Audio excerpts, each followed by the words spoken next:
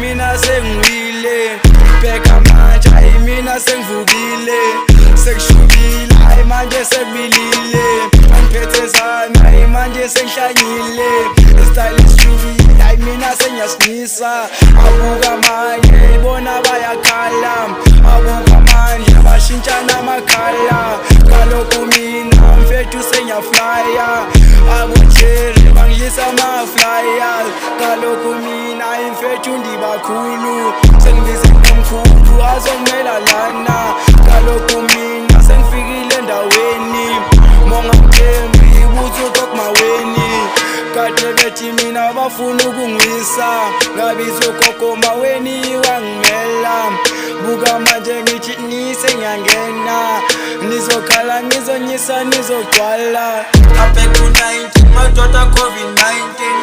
Back to 19, my daughter COVID-19. Savasabela, ngithi COVID-19. Asiles pelile, ngithi COVID-19. Back to 19, my daughter COVID-19. Back to 19, my daughter COVID-19.